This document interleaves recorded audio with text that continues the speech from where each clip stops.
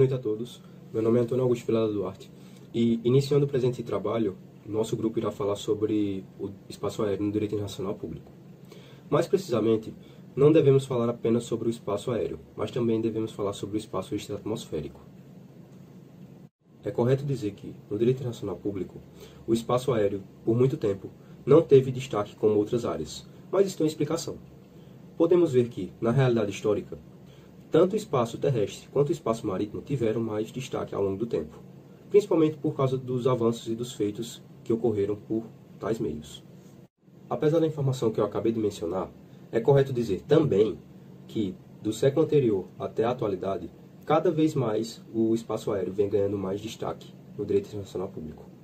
Exemplificando, na obra de Mazzoli, que é o curso de Direito Internacional Público, podemos ver uma referência a Santos Dumont, que, inegavelmente, além dos seus feitos na aviação, consequentemente trouxe mais estudos para o espaço aéreo e para o direito internacional público.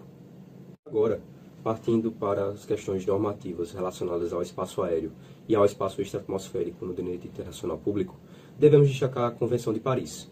Tal convenção surgiu logo após a Primeira Guerra Mundial e, de acordo com tal convenção, ficou destacado que o Estado tem total e exclusiva soberania sobre o espaço aéreo existente acima do seu território.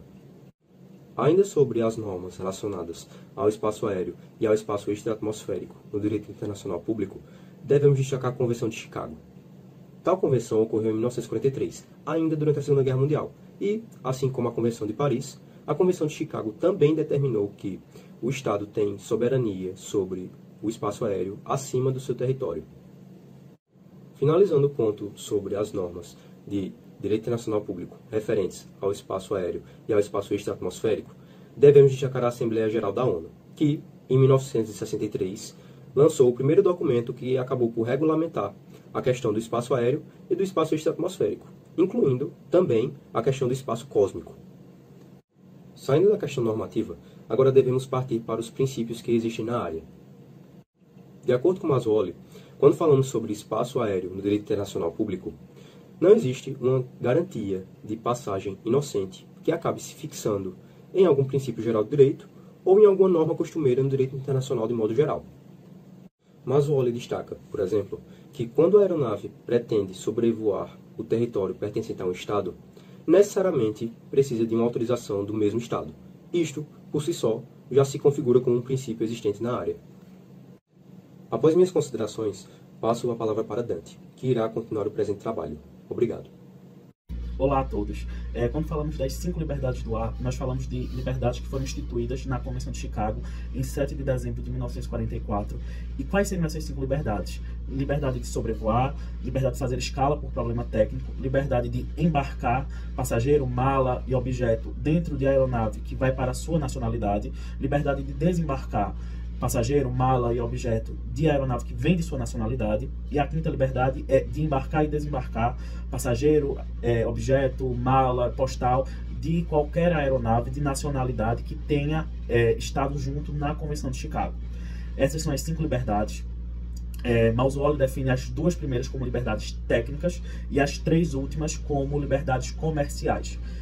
Para estar usando esse tipo de liberdade, é necessário haver acordos bilaterais. Então, apenas os países participarem da Convenção de Chicago não garante que eles dois deverão aplicar as 5 liberdades. Não, isso é feito dentro de acordos bilaterais e as próprias nações decidem entre si, nos acordos bilaterais, quais liberdades irão ou não irão aplicar nas suas relações. Então, é assim que funciona dentro do cenário internacional as 5 liberdades do ar. Quando nós falamos das relações jurídicas das aeronaves, nós temos que entender que elas são vistas como bens móveis, só que sobre elas se aplica regras exclusivas de bens imóveis. Por conta disso, Mazzoli coloca de forma cristalina que parte da doutrina chama essa relação de bens móveis sui generis. É importante frisar que as aeronaves só podem ter apenas uma nacionalidade. E esta deve ser, em regra, a do proprietário da aeronave. Em regra, são as companhias aéreas.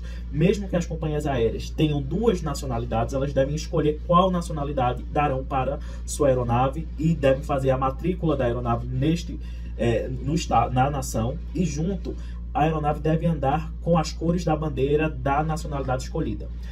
Quando nós falamos das relações jurídicas, nós temos aquelas comerciais privadas, então que são aplicadas a todas as relações comerciais, inclusive das companhias aéreas, que são parte estatal ou completamente estatal, como a Air France ligada ao governo francês, a TAP ligada ao governo português. Então, todas vão se aplicar às regras comerciais privadas, onde se aplica que, dentro do território da nacionalidade ou sobre o espaço aéreo da nacionalidade a qual pertence a aeronave, vão se aplicar as regras dessa nacionalidade.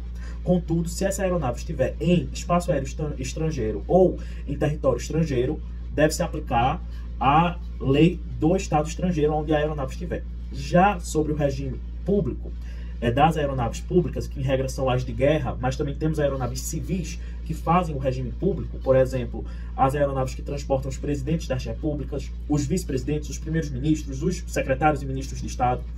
A elas vai se aplicar o que Mausoli chama de imunidade local. Então, a imunidade jurídica local, que é diferente de extraterritorialidade, onde se define que aplicará as regras e as leis da sua nacionalidade, mesmo que ela esteja em espaço aéreo ou em território estrangeiro. E também sobre essas aeronaves, qualquer outro estado estrangeiro só pode vistoriar essas aeronaves com autorização da nação que é dona do avião ou da aeronave. Então, essas são as principais diferenças dentro desse regime, né? Nós temos essas diferenças dentro dos regimes comerciais e privados. E muito obrigado. Olá pessoal, ainda sobre a discussão do espaço aéreo, é preciso a gente falar também um pouquinho das disposições acerca do espaço extra-atmosférico, ou também chamado do espaço sideral. Daí a gente consegue ver a complexidade, né, a grandeza do direito internacional, porque ele tem que tratar de matérias como essa, né?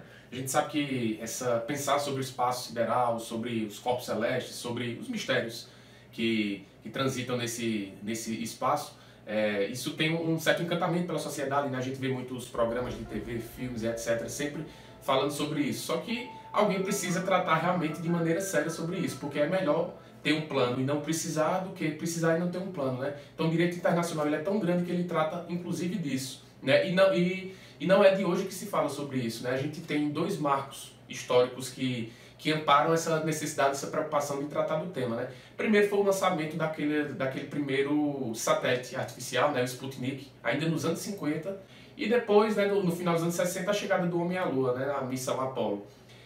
Então, em virtude disso, né, em virtude do avanço da tecnologia, o direito tem que realmente começar a regular essas questões, né? Então, dentro desse contexto, a gente pode citar dois documentos, duas manifestações. Mas antes de falar sobre esses dois documentos, é importante também a gente pensar o que seria, onde é esse limite, né? Onde a gente ultrapassa o que seria o espaço aéreo para o espaço extra-atmosférico. Isso a gente vê que na doutrina, nos próprios noções dos países, a gente não tem um consenso muito seguro, né? Há quem diga que o espaço aéreo seria o limite ali onde as aeronaves comuns poderiam sobrevoar, né? E o que está acima disso seria o espaço extra-atmosférico. Então a gente não tem bem uma noção exata dessa linha de divisão, né?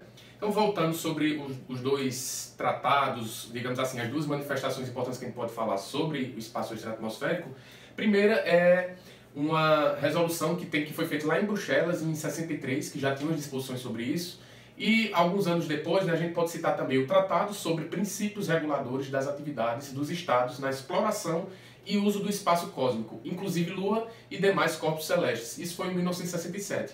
Resumir um pouquinho o que esses dois tratados, o que essas duas disposições tratam, é o seguinte, que o espaço extraterrestre seria res communis comum, ou seja, é uma coisa comum a todos, né? Todos os países podem dispor do espaço extra-atmosférico e dos corpos celestes, inclusive a Lua. Agora, para fins pacíficos, né? Inclusive, ele chega a vedar, né? Nessas disposições, tem a vedação de que é proibido instalar bases militares, né? Nesses espaços fora do planeta.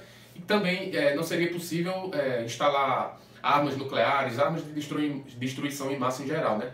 Obviamente, essa liberdade, essa coisa de todos teria que ter essa finalidade pacífica. Mas, claro, essa natureza jurídica de coisa comum a todos, isso é o que a gente tem hoje. A gente sabe que o direito da gente, o direito internacional, ele pode mudar essa acepção, né? A gente cita como exemplo o alto mar. O alto mar, até pouco tempo, ele era de disposição arbitrária dos estados, né? Hoje a gente vê que até o estado, mesmo soberano, ele encontra umas limitações em relação à matéria de direito ambiental, né?